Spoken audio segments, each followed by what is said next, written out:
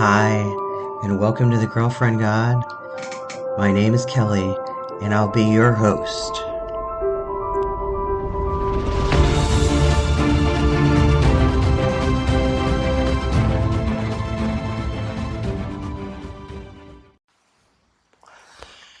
Hello, and welcome to the Girlfriend God. It's just me, Kelly, your Girlfriend God creator. So, due to a little bit of a mishap, I don't really have an episode to post for you today, but I thought I'd just, ramble into the microphone and see what happens and share some things with you about me, because I have been a bit mysterious, and all you really know is what I have told you in previous episodes. So, you know, let me start with the whole love songs to goddess thing. I posted those TikTok and Instagram things today asking if people were tired of it, or people seem to like it, or if I should keep doing it, or because I'm happy to keep doing it. But and that might sound uh, corny or silly to some people that I do that, but uh, for me, it is very, very real. And some of the time, I have fun with that. Like I'll jam out to Katrina and the Waves walking on sunshine, and because I do laugh with her and play with her. So, but a lot of the time, it is very serious, and it's a good way for me to connect. And I'm just going to be honest. I will tell you that today, that after some of the events of the last few weeks, I wept to her, and in gratitude, not in sadness, just in a, oh, thank goddess I have you. And, steadfast in that belief that no matter what comes, I've got her. And I'll tell you, when you have that kind of faith, walking around in the world is a lot easier. And so I don't want to get into a whole big song and dance about it, but, one of the circumstances of these past few weeks was a medical thing, and and it was very scary, and I was terrified, really terrified. And something else that other people might not understand or find creepy or stupid or corny or whatever, I have this image of my goddess. It's an image based on Ellen of the Ways, and just long flowing hair, and it's kind of like a sketch, but it's really, really cool. And so I had it printed. It was a digital download from a seller on Etsy, and I had it printed on this soft jersey fabric, and found a company that did where you could upload your own image to print on fabric. So I did that, and my wife, my darling wife, who's one of the greatest gifts the goddess has ever given me, because I gotta tell you, I'm a lot. But so anyway, so she sewed it into a pillowcase for me. So I have this goddess pillow, this Ellen pillow, and during my scary thing that happened, I was in the emergency room, and when we left the house to go to the emergency room,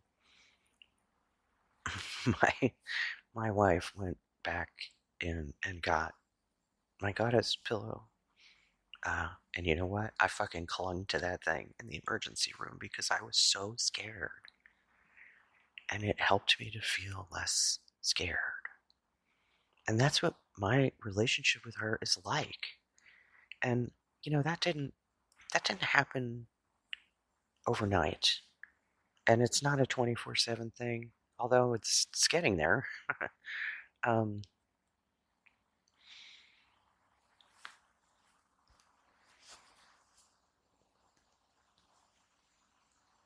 I lost my train of thought there.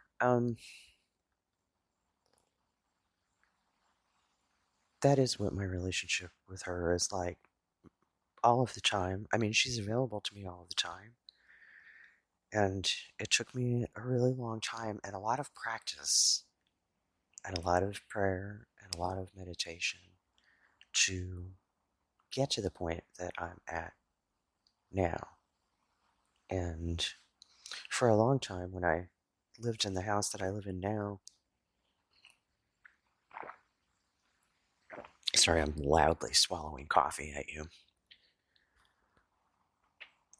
In the house that I live in now, I could only, I used to joke with my friends about having this magical portal in this ginormous bathroom that we have that has a hot tub, and uh, because I tend to get my most profound insights when I'm in the shower. That has been true for a very long time, but in this house, for whatever reason, uh, it's particularly true, and so I go in there for respite, if I'm stressed out about something or whatever. But it took me a year to learn how to take that connection I was feeling with her in my little sanctuary um, out into the world when I'm with other people. And what that looks like for me now is I can literally feel her hand on my shoulder. So is my right shoulder? Not sure why that is. I've actually been meaning to look that up. Why is it always the right hand of the Father and all that? I'm sure there's some significance to that. I'm just positing a theory right now. So I was taught a long time ago. I don't remember who taught me. I don't remember what sort of spiritual tradition this information came from, but I've never forgotten it. And that is that the left side of the body is the receiving side, and the right side of the body is the giving side. Like whenever somebody wants to shake my hand, I always try and shake hands with my right hand. And or I'll touch people who need to be comforted with my right hand. So maybe she's always behind me, standing behind me to the right, because my outgoing love that comes from her. Is that making any sense? I don't know. Maybe it's bullshit. I don't know. She'll tell me. She'll tell me. Um. So yeah, I mean that is what it's about for me with her, and I got to be honest. I don't talk to a lot of people about it, or I don't talk to a lot of people about it because very few people in my life understand. Some of them do. My more spiritually minded people do. This is, after all, a podcast classified as about spirituality. And so I guess that's one of the things that motivated me to do the podcast. So I guess, because I can hide behind this wall of anonymity and say whatever I want, and if people judge me, I'm not going to know about it. And quite honestly, I don't care. But, I care a little bit. Everybody cares a little bit. I hate it when people say, I don't really give a fuck what other people think about me. I think you keep telling yourself that. We're human. It's part of the human condition. Of course we care what other people think about us. Of course we care that other people like us. Of course we do. Of course we do. Because we all want to be loved, right? That's part of the goddess solution, is to feel loved in a way that maybe you never have before. And I, I gotta tell you, this love affair that I have with my goddess, my wife doesn't mind at all. Because my wife is a spiritual person, and my wife prays to a goddess, and my wife understands. She doesn't have what I have, but that's okay. She's on her path. But she does understand, I think to a degree. Beyond a certain point, even she doesn't understand, and that's okay. It's okay. I understand. And isn't that really all that matters? These things that I believe, even if they're not true, I believe them. It's how I build my faith. It's how I've always built my faith, right? Believing in things that you can't see or experience with your five senses, maybe with your sixth sense if you have that. I haven't been blessed with that particular gift. But so I'm not sure what else to talk about here.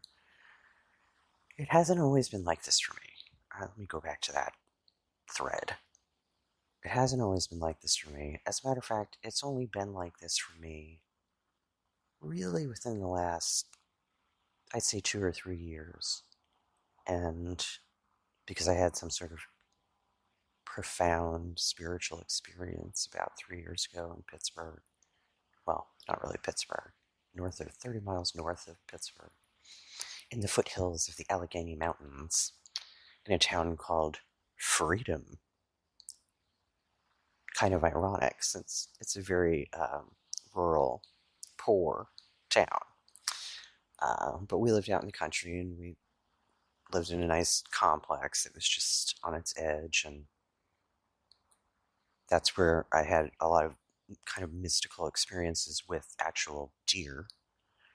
And yeah, it's just grown since then.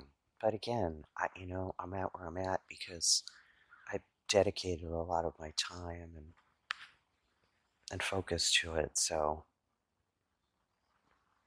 and that, don't get me wrong, I don't say that to be like, well, I did this, so I deserve it. Because the truth is, everyone deserves to have what I have.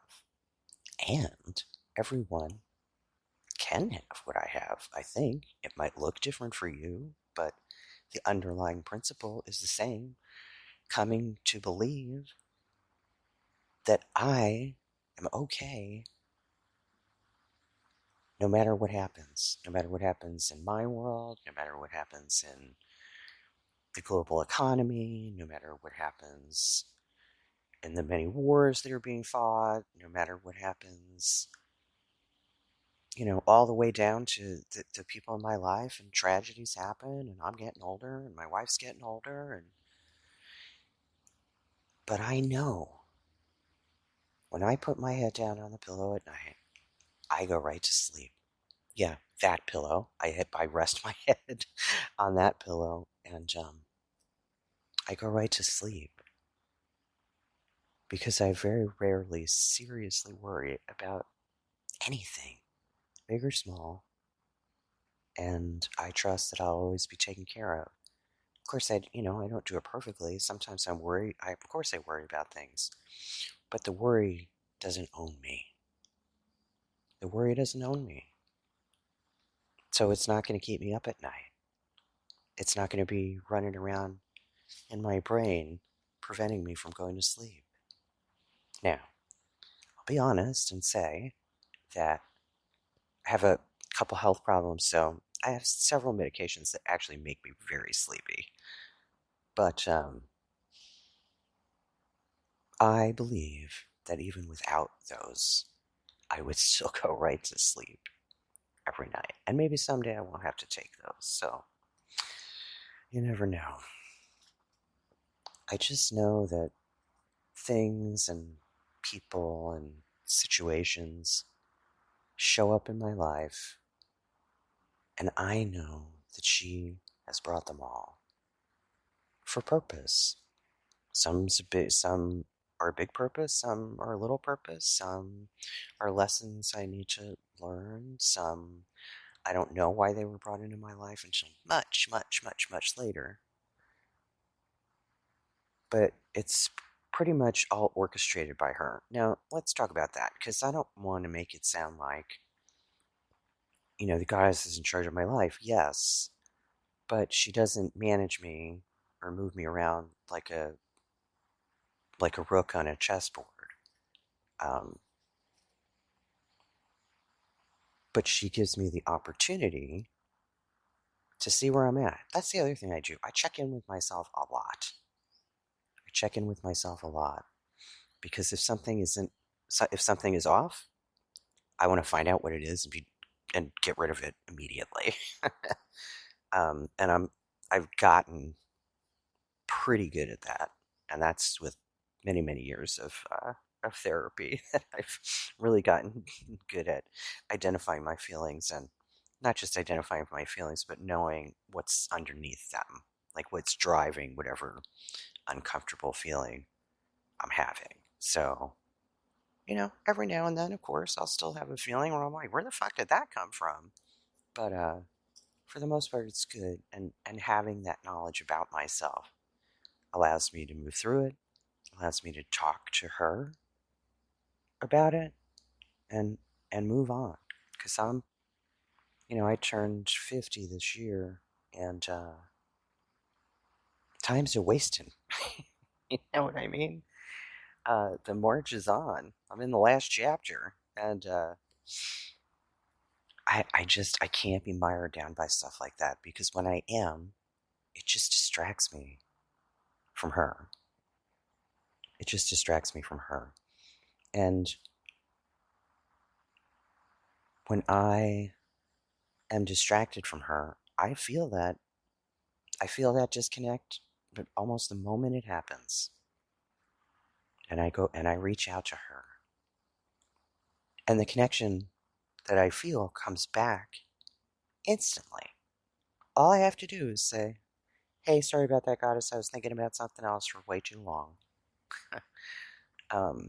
Not that I don't think about other things. I think you guys know what I mean. I mean, if you're listening to this podcast, none of these concepts are going to sound entirely foreign to you. Spirituality and the divine feminine, faith and belief, these are all concepts that I know you guys understand. So, back to let's talk more about the goddess and the podcast and me. um, you know, like I said in my late night rambling about a week ago, or maybe it was only a few days ago, I don't remember. I pay very little attention to time. I know what time it is based on when my wife starts and finishes work, or if I have an appointment somewhere. That's basically it. Otherwise, I just look up at the clock and see what time it is and go, oh. So, this podcast, not only did I wanted to share my experience, and I believe that there are people out there that need to or want to hear it. I know that there are people out there who feel like I did and are a little bit jealous of their Christian friends when they talk about their walk with Jesus and their hand in his hand and, all of those things. But, we can have that too. We can have that too. Of course we can. Other religions have that too, right? There's more than just Christians out there. I know we live in a heavy Christian country, but there are other religions with people all over the world, I am quite sure, having the same kind of relationship with a goddess or goddesses that I am.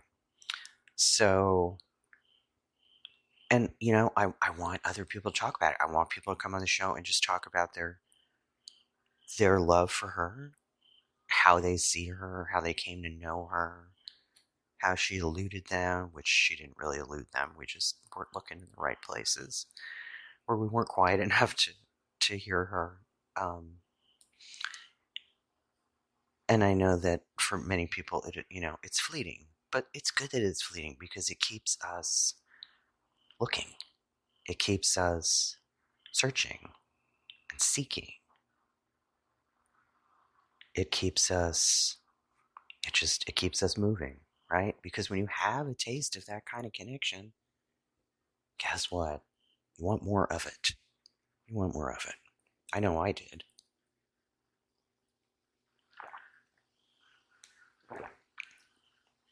I'm grateful that I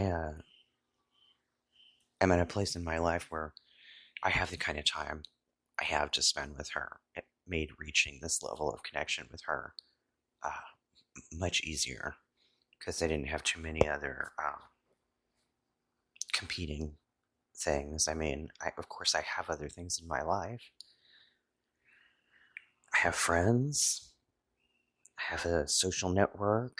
I try and be kind to people and do things for people, things that I'm capable of doing.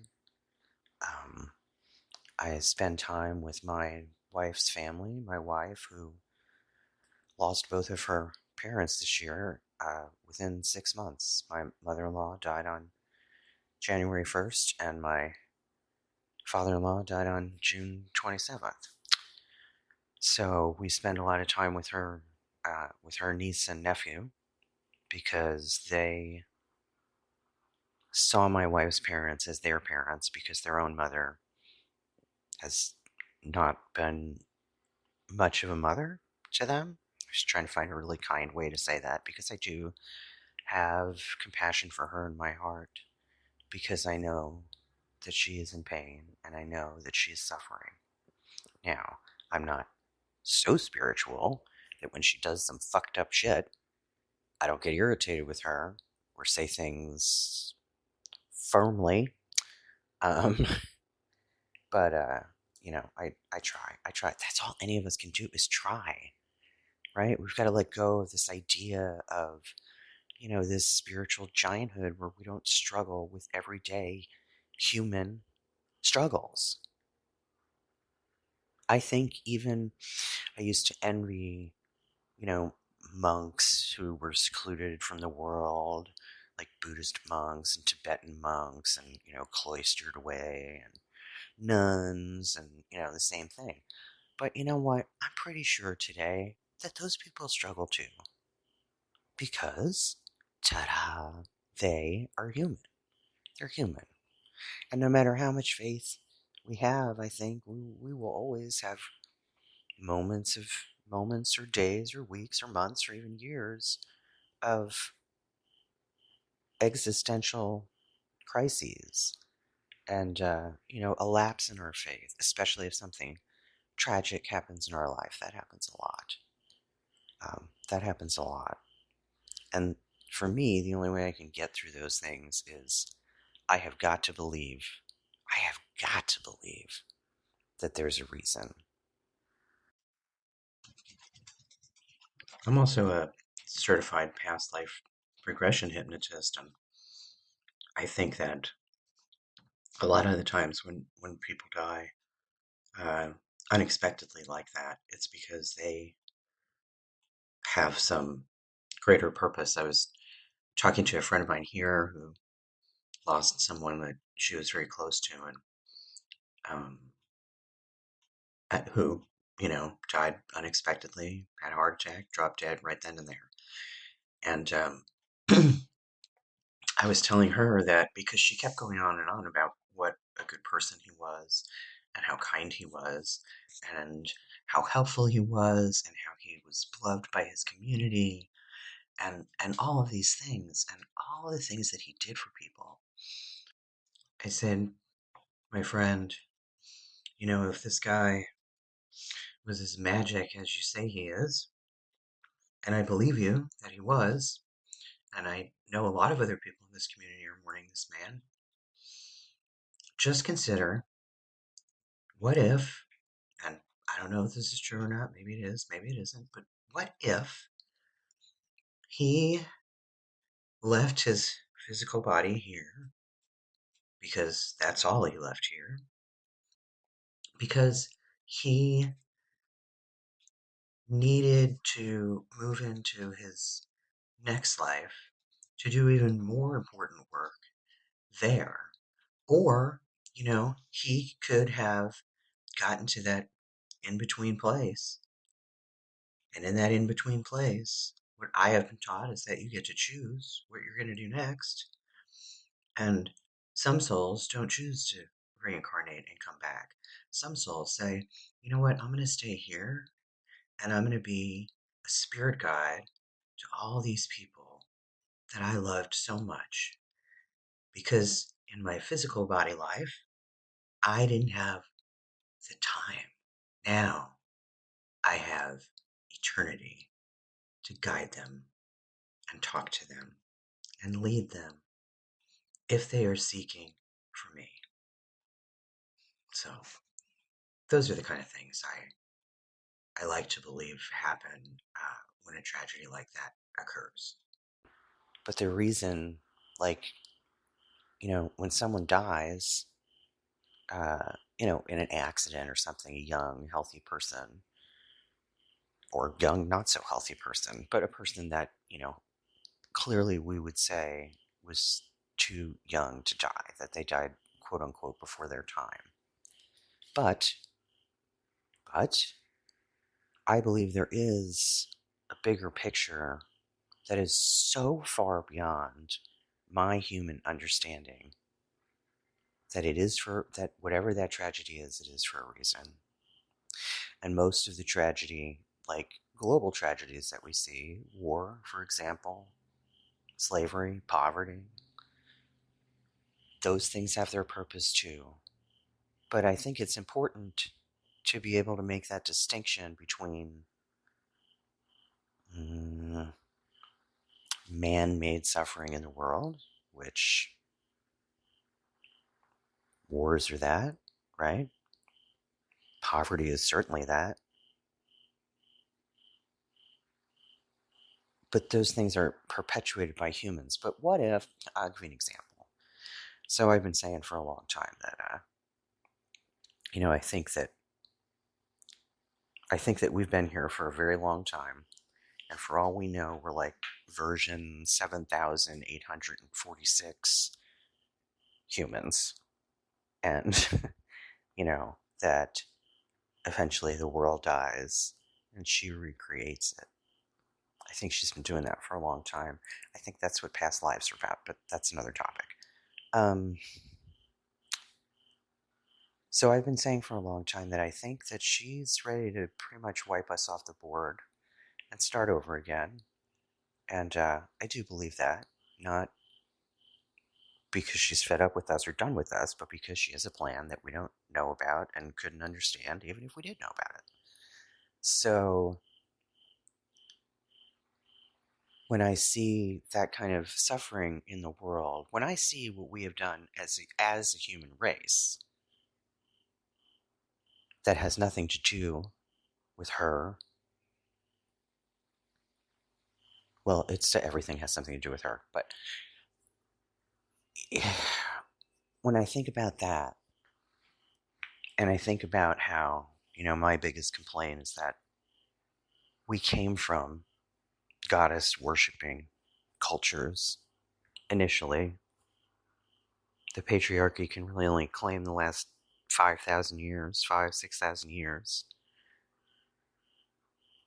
Uh, but we've been here for 30,000 years. So we were with a goddess centered belief system for many, many, many years before the Greeks and Romans. Well, and some of us even after the Greeks and Romans, but I guess it depended upon where you were in the world. So when I think the world is going to end, I don't think that's going to happen in my lifetime. Maybe. I don't know. Who knows? I think that if history repeats itself, that when we do get wiped off the board as a human race, that whatever comes next will again be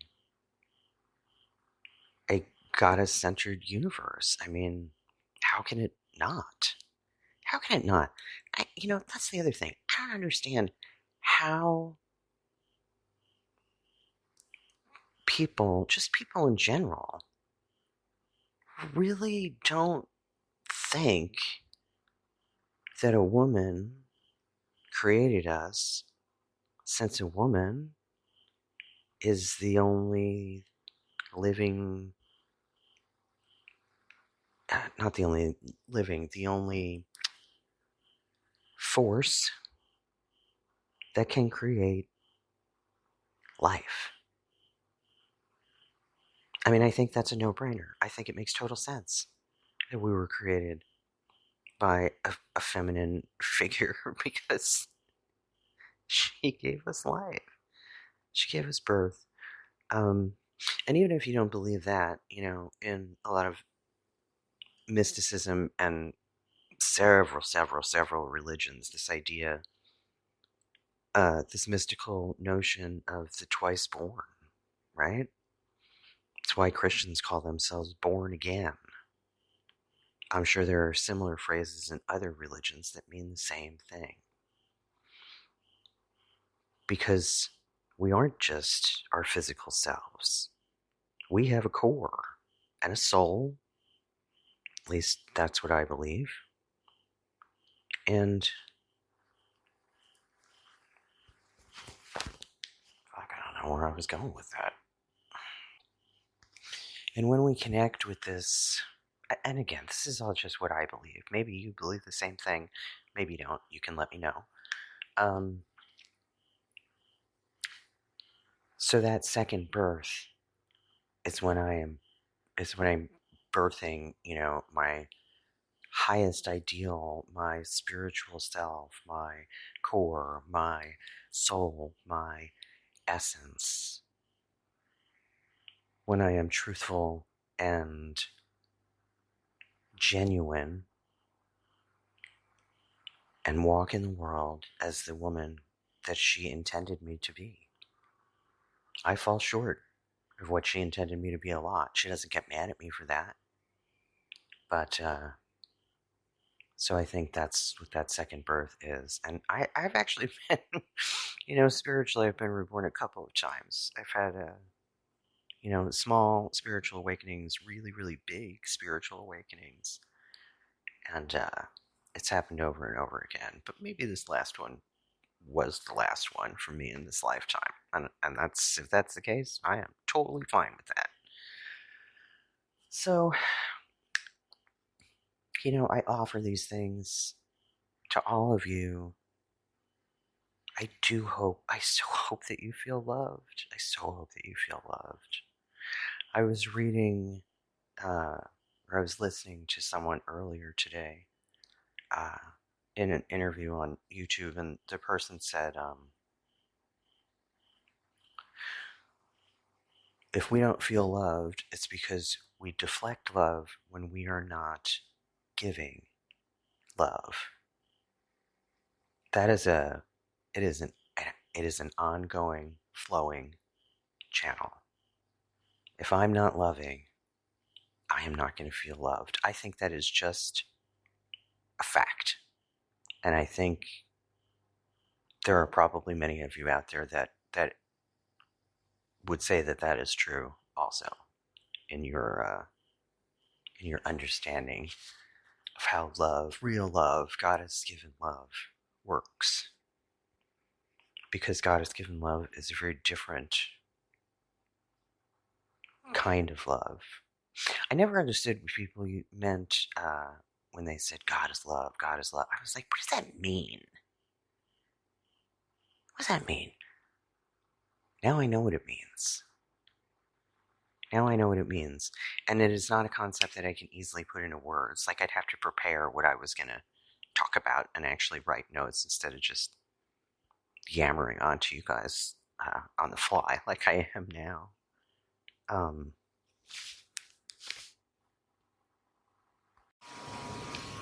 so I'm not really sure what else to talk about without repeating myself, and sometimes repeating myself is necessary, but I don't think that's the case here. So I can tell you that I've got 2 more interviews lined up. That's exciting. Be on the lookout for those.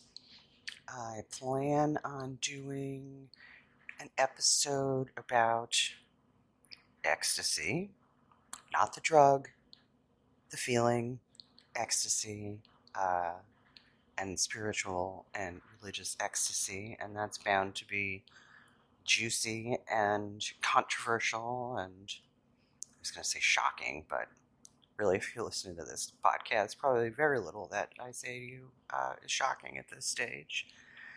And we're going to talk about, I'm going to reach out to C.G. Dolan again. Remember C.G. Dolan? Episode 4. Out to him, and hopefully he can come and talk to us about British shamanism and Celtic shamanism and early British goddess lore. A lot of Celtic goddesses are very popular in popular culture and among popular culture, especially among witches. Goddesses like Rhiannon and Bridget. And yeah, I'm not sure what else. I'd really love to do a podcast about that whole Filianism, Dayanism thing, but as I already complained about, no information to be found. It's so weird.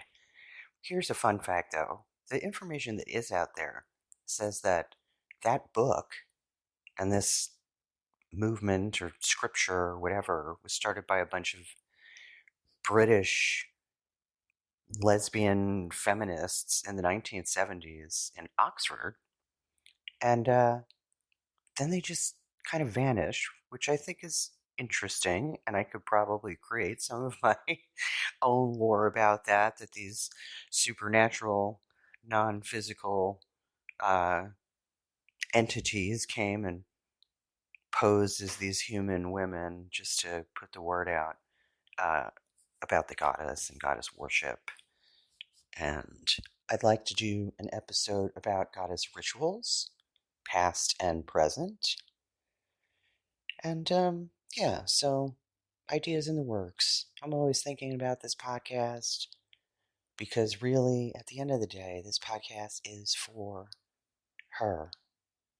It's for her. Anything I do creatively is for her, but particularly this.